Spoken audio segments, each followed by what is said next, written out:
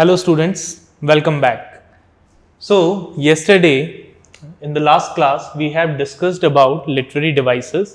हमने literary devices के meaning को पढ़ा था, समझा था और हमने first literary device के बारे में discuss किया था. कौन सा literary device था?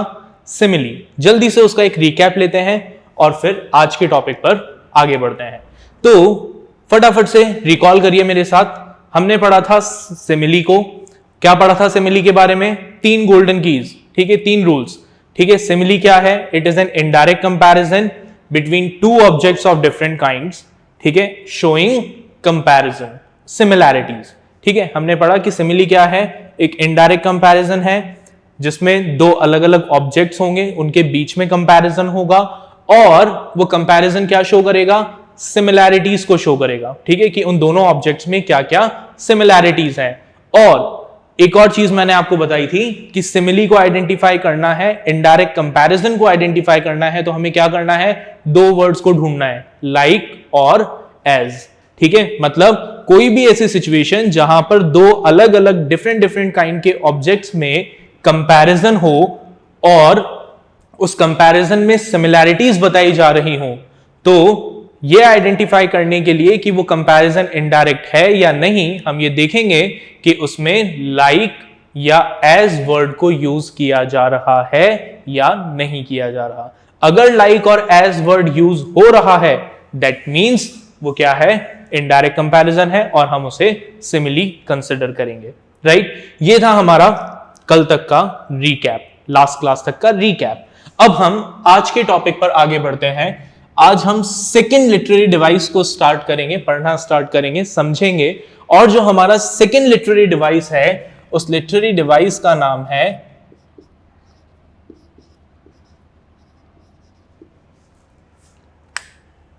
मेटाफर. राइट, अब मेटाफर की अगर हम बात करें तो मेटाफर काफी हद तक सिमिली से मैच करता है, सिमिली के जैसा ही है. राइट, आप एक तरीके से ऐसे कह सकते हो कि सिमिली और मेटाफर क्या है? 2 ट्विंस हैं बट आइडेंटिकल ट्विंस नहीं है. ठीक है, बिल्कुल सेम नहीं है, एक बेसिक सा डिफरेंस है, लेकिन दोनों ही क्या है? काफी हद तक सेम है और इसी वजह से कंफ्यूजिंग भी है आपके पॉइंट ऑफ व्यू से, स्टूडेंट के पॉइंट ऑफ व्यू से. बट आप मेरे साथ बने रहें, मैं आपका कंफ्यूजन 100% क्लियर कर देंगे आज कि भाई सिमिली और मेटाफर में आप कभी कंफ्यूज नहीं होंगे. तो देखिए, what is metaphor? It is a direct comparison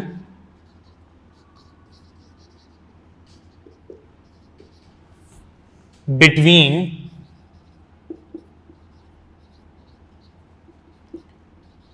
two objects of different kinds. ठीक है, यहां तक तो काफी हद तक सिमिली की डेफिनेशन से मैच कर रहा है. सिमिली की डेफिनेशन में हमने क्या पढ़ा था? Simile is what? It is an indirect comparison between 2 objects of different kind. Metaphor में क्या है? It is a direct comparison between 2 objects of different kind. Simile क्या था? इनडायरेक्ट कंपैरिजन था. मेटाफर क्या है? डायरेक्ट कंपैरिजन है. आगे डेफिनेशन में एक चीज और है. It is a direct comparison between 2 objects of different kinds, stating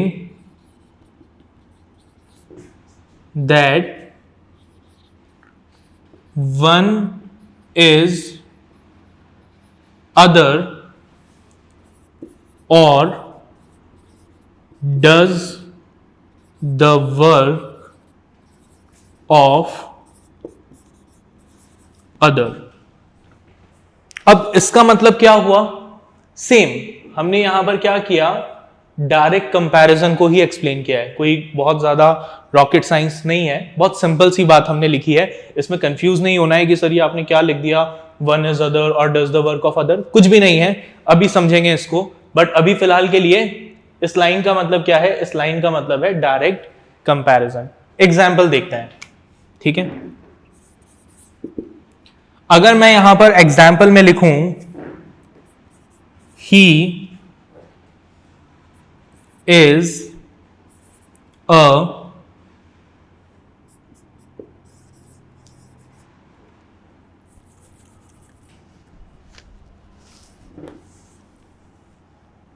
lion. ठीक है, तो यहां पर हम क्या कर रहे हैं,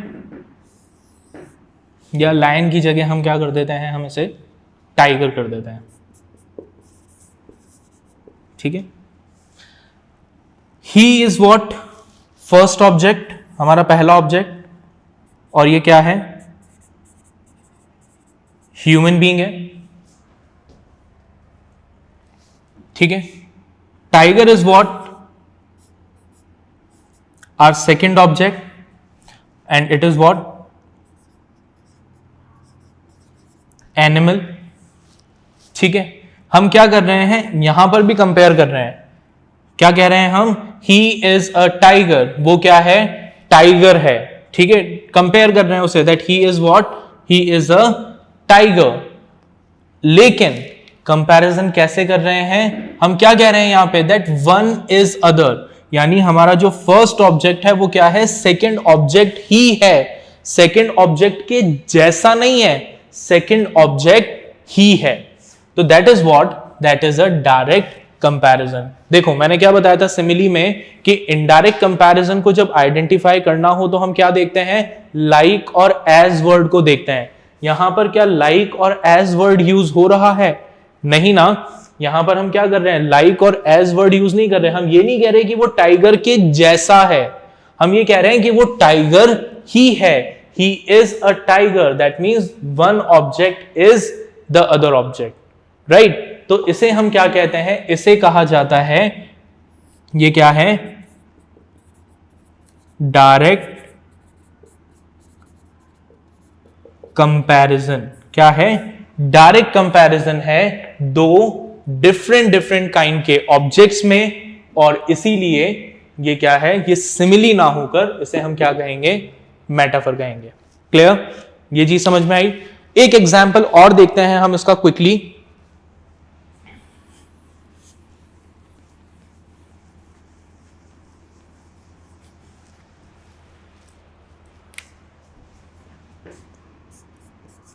the calm lake was a mirror. ठीक है, the calm lake was a mirror. अब देखिए अगेन दो ऑब्जेक्ट, पहला ऑब्जेक्ट calm lake यानी एक शांत झील, सेकेंड ऑब्जेक्ट मिरर यानी कांच। हमने क्या किया, काम लेक को कंपेयर किया किससे, मिरर से, ठीक है, शीशे से।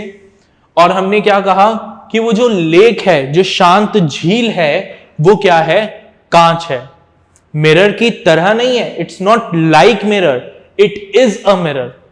ठीक है, मतलब वो लेक क्या कर रही है, it is performing the work of other, यानी लेक जो हमारा फर्स्ट ऑब्जेक्ट है वो क्या कर रहा है, सेकंड ऑब्जेक्ट का काम परफॉर्म कर रहा है। ठीक है, मिरर का काम क्या होता है, इमेजेस को रिफ्लेक्ट करना।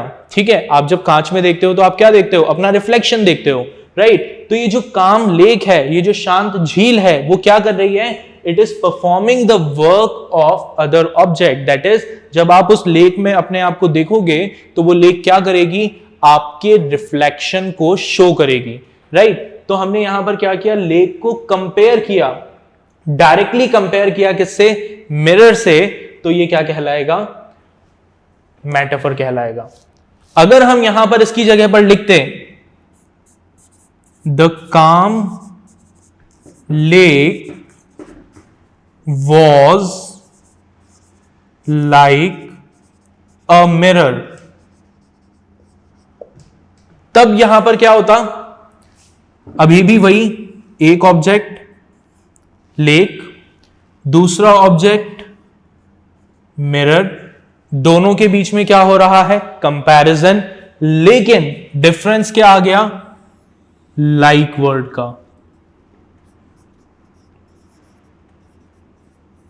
Indirect comparison. ठीक है, लाइक वर्ड आती क्या हुआ, इनडायरेक्ट कंपैरिजन हो गया। और ये जो हमारा एग्जाम्पल है ये एग्जाम्पल मेटाफर का ना होकर किसका बन गया, सिमिली का एग्जाम्पल बन गया। देखा, सिर्फ एक वर्ड चेंज हुआ इन दोनों सेंटेंस में और हमारा लिटरेरी डिवाइस भी चेंज हो गया। ठीक है, तो क्या ध्यान रखना है हमें, अगर डायरेक्ट कंपैरिजन है दो डिफरेंट ऑब्जेक्ट्स के बीच में तो वो क्या कहलाएगा, मेटाफर कहलाएगा, और अगर इनडायरेक्ट कंपैरिजन है तो वो क्या कहलाएगा, सिमिली कहलाएगा। क्लियर? चलिए,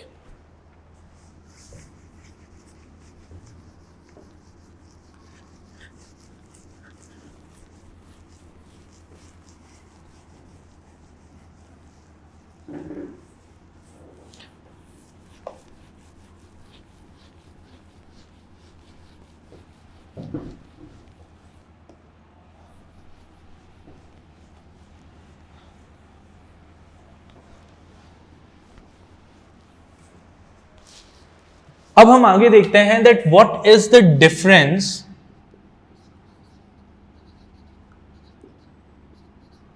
between simile and metaphor. Simile और मेटाफर में डिफरेंस क्या है?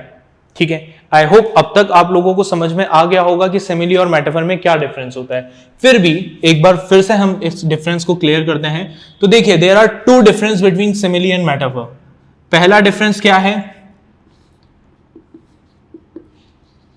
Simile is an indirect comparison, whereas metaphor is what? Metaphor is a direct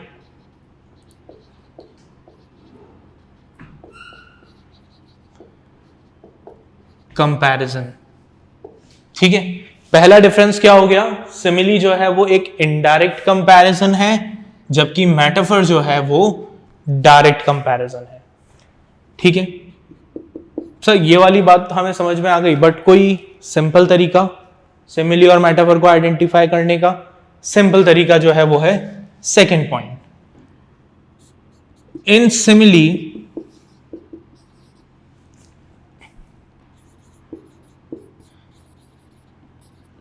comparison is done using words like or as। ठीक है, सिंपल तरीका क्या है याद रखने का, कि जब सिमिली होगी और उसमें कंपैरिजन होगा तो वो कंपैरिजन कैसे होगा, लाइक या एज वर्ड को यूज करते हुए होगा। Whereas in metaphor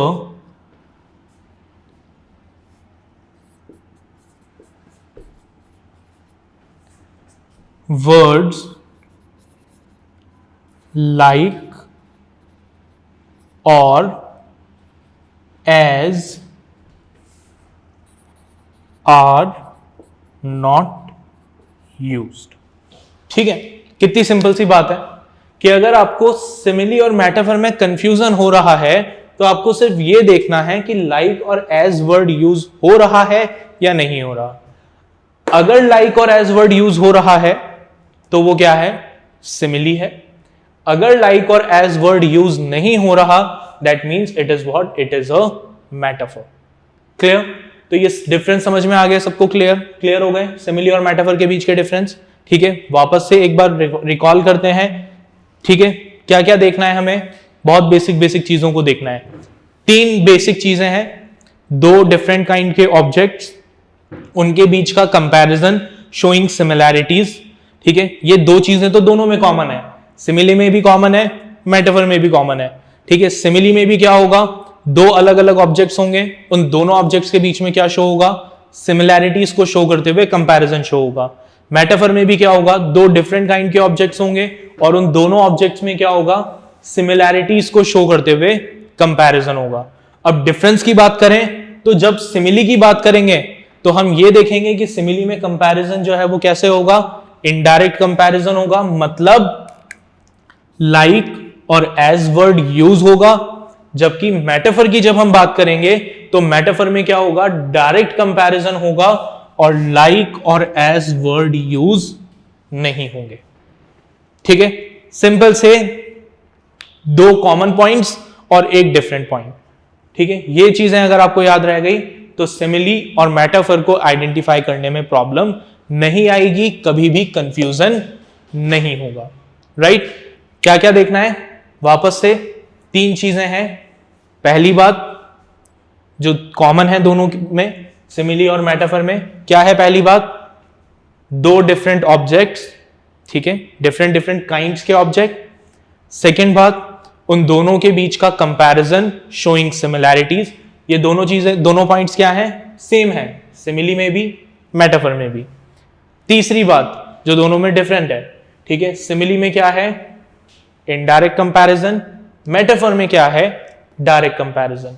indirect comparison यानी लाइक और एज वर्ड यूज होंगे, डायरेक्ट कंपैरिजन यानी लाइक और एज वर्ड यूज नहीं होंगे।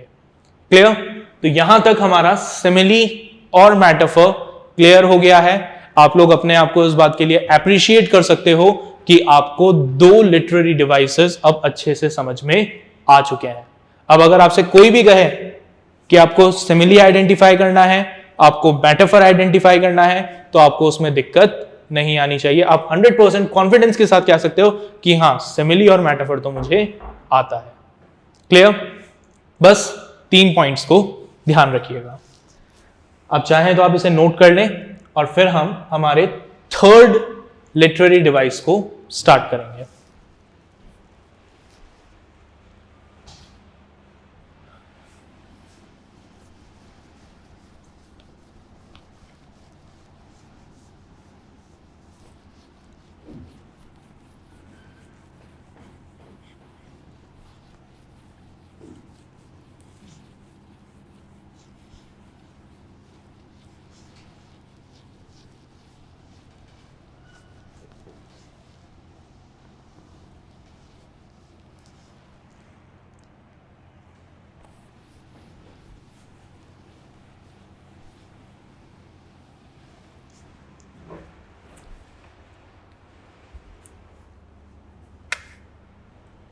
Okay, now the third device that we are going to start is personification.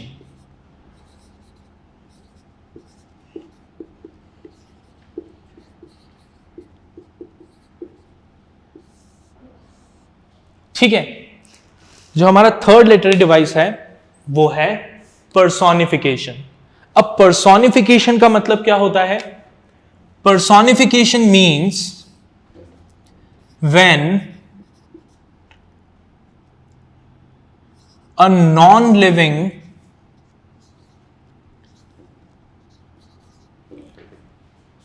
object or thing is given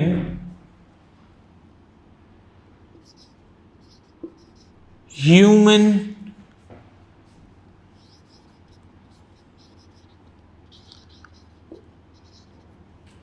attributes or traits। ठीक है, जब एक नॉन लिविंग ऑब्जेक्ट को ह्यूमन एट्रीब्यूट्स और ट्रेट्स, ह्यूमन एट्रीब्यूट्स या traits का मतलब क्या है? क्वालिटीज। ठीक है, जब एक नॉन लिविंग ऑब्जेक्ट को ह्यूमन क्वालिटीज दे दी जाती है तो वो क्या कहलाता है? पर्सोनिफिकेशन कहलाता है। तब हम ये कहते हैं कि हमने क्या किया है, उस नॉन लिविंग ऑब्जेक्ट को पर्सोनिफाइड कर दिया है। ठीक है, मतलब जब एक नॉन लिविंग ऑब्जेक्ट, ठीक है, क्या करता है, ह्यूमन क्वालिटीज को शो करता है, तो वो क्या कहलाता है? पर्सोनिफिकेशन कहलाता है। जैसे फॉर एग्जाम्पल अगर हम एग्जाम्पल की बात करें तो आप लोगों ने इन 9th क्लास एक पोएम पढ़ी थी जिसका नाम था विंड। ठीक है, इस पोएम में क्या किया गया था, पोएट ने क्या किया था, पोएट ने विंड को पर्सोनिफाई किया। ठीक है, कैसे पर्सोनिफाई किया, विंड को ह्यूमन क्वालिटीज दी। ठीक है, अगर आप याद करें तो आपको याद आएगा कि उस पोएम का थीम क्या था कि विंड जो है वो क्या कर रही थी, इट वॉज क्रिएटिंग डिस्ट्रक्शन। ठीक है, वो हर तरफ डिस्ट्रक्शन क्रिएट कर रही थी। साथ ही वो क्या कर रही थी, जो वीक और जो स्ट्रांग थे उनको सेपरेट करने का काम कर रही थी। और साथ ही साथ उस पोयम में जो हमारी पोएट थी वो विंड से बातें कर रही थी। ठीक है, उस पूरी पोयम में विंड को कैसे रिप्रेजेंट कर रही थी पोएट, यू बोलकर उससे इंटरेक्ट कर रही थी। तो यहां पर हमने क्या किया, हमने विंड जो एक नेचुरल फेनोमेना है, एक नॉन लिविंग ऑब्जेक्ट है, एक नॉन लिविंग थिंग है, उसे हमने क्या किया, ह्यूमन क्वालिटीज प्रोवाइड कर दी। कौन कौन सी ह्यूमन क्वालिटीज प्रोवाइड की, टू एक्ट करने की क्वालिटीज। ठीक है, और कौन सी क्वालिटी प्रोवाइड की, कन्वर्सेशन करने की क्वालिटी प्रोवाइड की कि भाई विंड जो है वो क्या कर सकती है, बात कर सकती है पोएट से। तो दैट इज व्हाट, जब एक नॉन लिविंग ऑब्जेक्ट को हम क्या करते हैं, कोई ह्यूमन क्वालिटी दे देते हैं तो वो क्या कहलाता है, पर्सोनिफिकेशन कहलाता है। ये तो हुई हमारे एक एग्जाम्पल की बात जो हमारे कोर्स में था। और एग्जाम्पल देखते हैं इसके।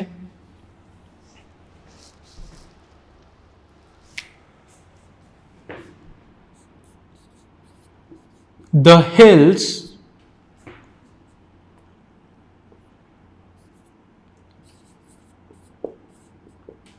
rejoice and clap their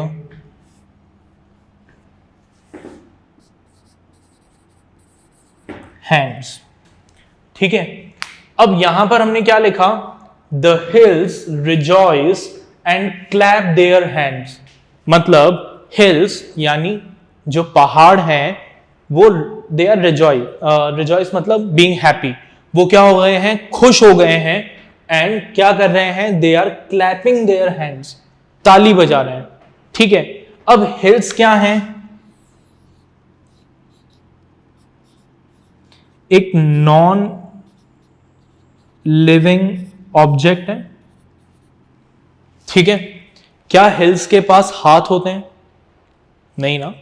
आप किसी भी हिल स्टेशन पे गए हो तो वहां पर आपने किसी पहाड़ को देखा उसके हाथ हैं और वो तालियां बजा रहे हैं, नहीं ना। ठीक है, clapping is what, it is a human quality. ठीक है, इंसान करते हैं ये काम। जब हम खुश होते हैं तो हम अपने एक्साइटमेंट में क्या करते हैं, हम तालियां बजाते हैं, हम क्लैप करते हैं, या हम किसी को अप्रिशिएट करने के लिए क्लैप करते हैं। It is what, it is a human quality. Clap their hands, clap their hands, it is what, it is a human quality. ठीक है, तो जब हमने ये ह्यूमन क्वालिटी किसको प्रोवाइड कर दी, एक नॉन लिविंग ऑब्जेक्ट को प्रोवाइड कर दी, तो हम यहां पर कहेंगे कि हमने क्या किया, हमने इन हिल्स को पर्सोनिफाई कर दिया। यानी हमने क्या किया, इन हिल्स को ह्यूमन क्वालिटी प्रोवाइड कर दी। मतलब हिल्स का क्या हो गया, पर्सोनिफिकेशन हो गया। क्लियर। तो बहुत सिंपल सी चीज है। क्या याद रखना है हमें पर्सोनिफिकेशन में, हमें यह याद रखना है कि जब एक नॉन लिविंग ऑब्जेक्ट क्या करता है, ह्यूमन क्वालिटीज को शो करता है, तो उसे क्या कहा जाता है, उसको पर्सोनिफिकेशन कहा जाता है। ठीक है, कुछ और एग्जाम्पल देखते हैं हम।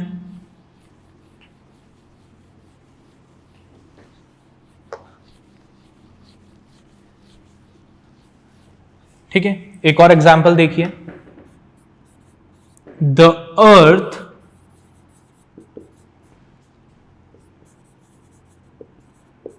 थ्रस्ट्स फॉर रेन। ठीक है, अभी हमारा करंट सिचुएशन ही है ये तो। ठीक है, इतनी गर्मी हो रही है, हम सबको बारिश की जरूरत है, मॉनसून आ नहीं रहा। ठीक है, बारिश आ नहीं रही है। तो इसी एग्जाम्पल को अगर हम देखें तो यहां पर क्या लिखा है, the earth thrust for rain. ठीक है, अर्थ क्या है, एक नॉन लिविंग ऑब्जेक्ट है,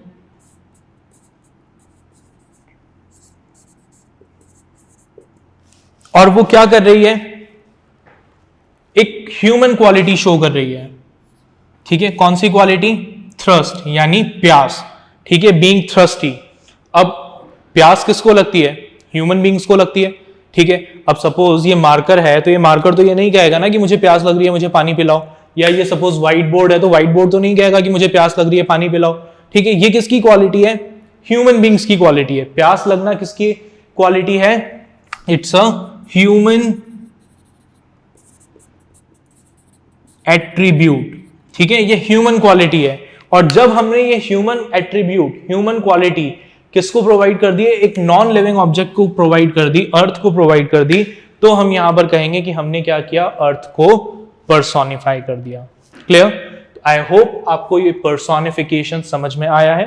ठीक है, तो बहुत सिंपल सी चीज है, कुछ भी नहीं करना है, आपको सिर्फ इतना सा देखना है कि जब कोई नॉन लिविंग ऑब्जेक्ट एक लिविंग ऑब्जेक्ट की तरह बिहेव करे तो वो क्या है, पर्सोनिफिकेशन है। राइट? जैसे कुछ भी एग्जाम्पल हो सकता है, जैसे I open the door and I saw as soon as I open the door the furniture started dancing.